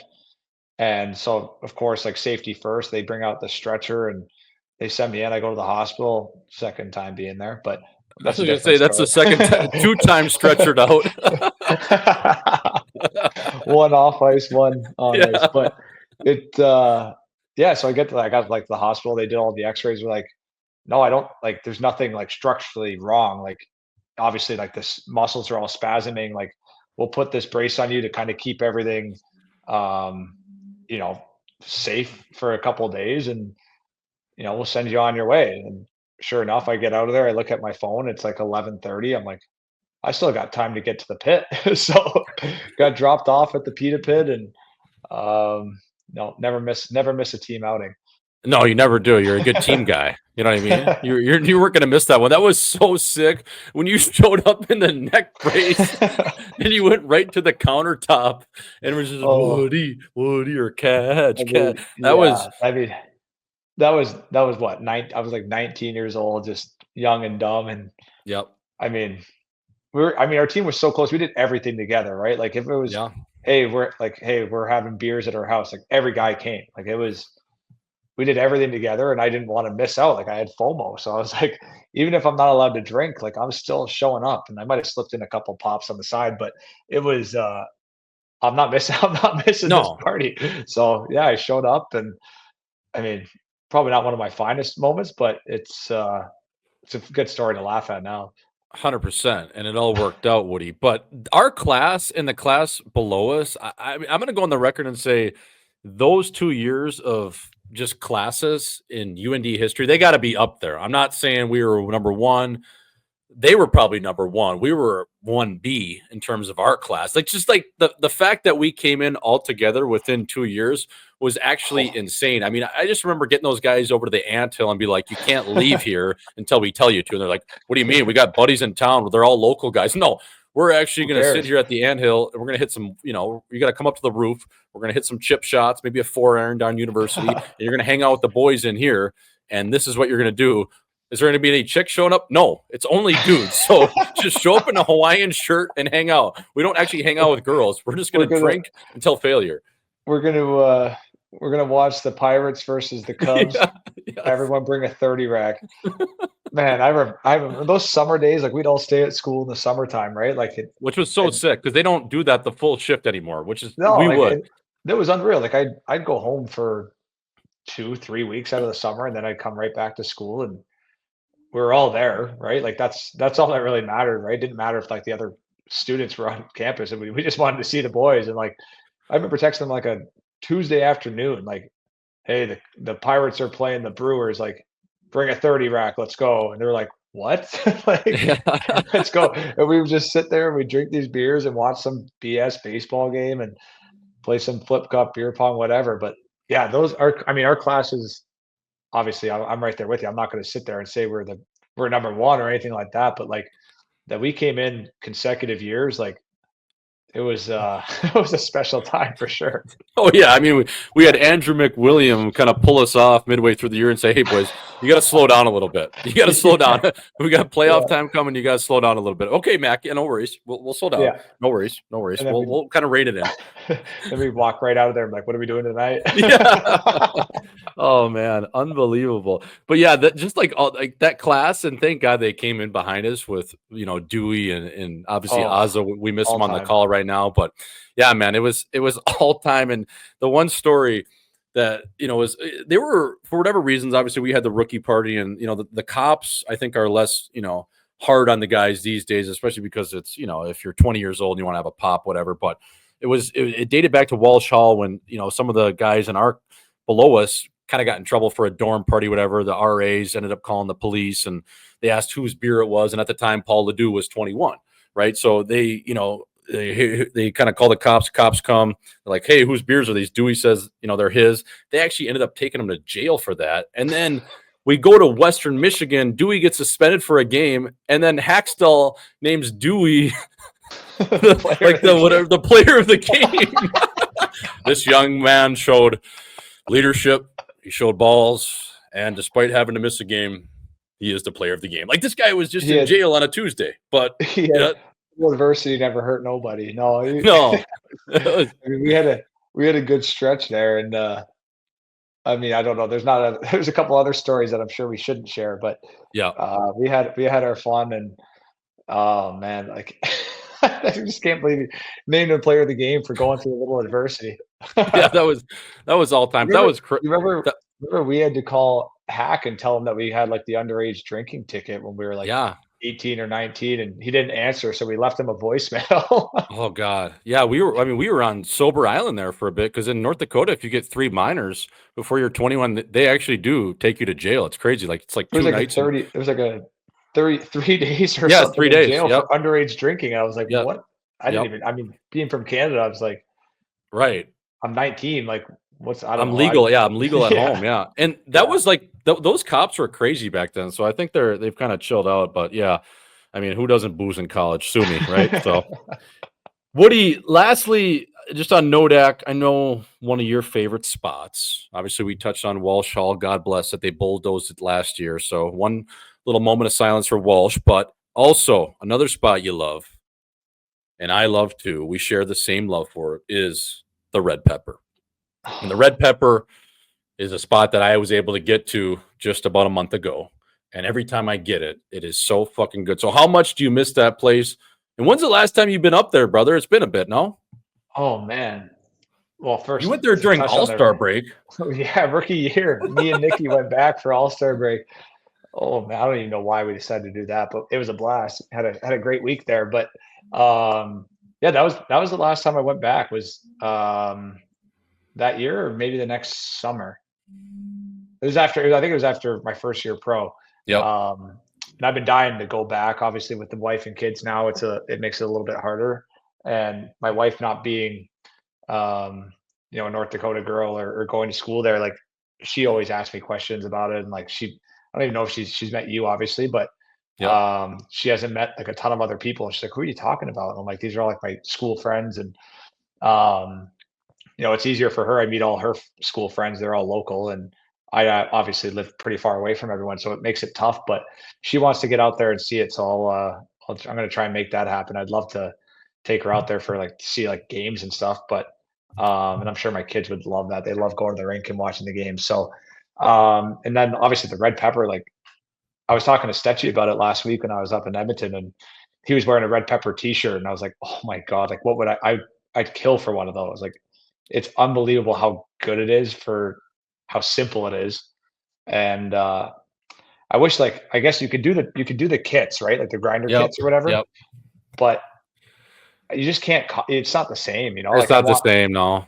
you want the fresh stuff. And then the cheese tostadas, like I guess you could go buy a flat shell and get the white sauce, whatever, but it's not the same. Like, and just going in there, like people would be lined up out the door. It's -40 out after the bar at 3 a.m.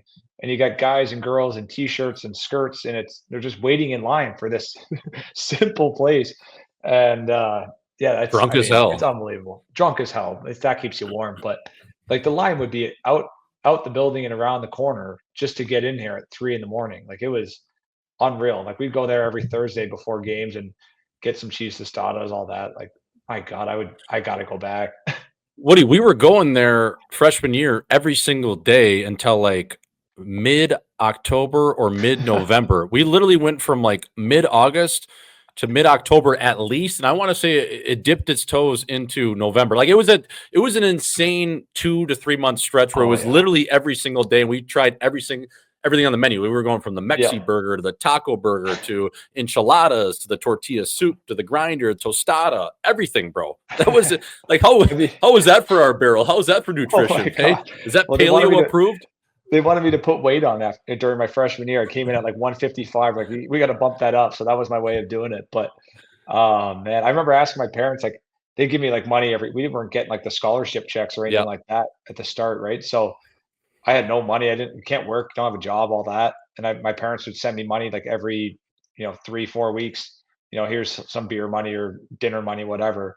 And we were blowing it on, Busch Lights and cheese tostadas. That's all it was. Yeah. And like my parents are like, "Are you asking for money again? Like, what are you spending it on?" Like you'd probably think I'd be buying like clothes or like video games or something. No, we're eating at the Red Pep every single night. Yeah, it was hilarious. Yeah, Red Pepper, Blue Moose, all those spots. We were just rotating. Oh, the Blue Moose too. Yeah. Parrots Cay too, Pirates Bay. Just man, talk about the shits the next day. Holy fuck! We used to get those every Tuesday. Oh my God! Yeah, just the boxing match going on in your stomach. But yeah, what a spot. Did Chiz ever do the flaming challenge or blazing challenge that they do there? Did he ever do that? I forget if he did or not. I think he did it at B-Dubs. I don't think he did it at. I think he got up to like Shark 42 or something at. Because like they make you wear like the gloves and the goggles and like. Yes.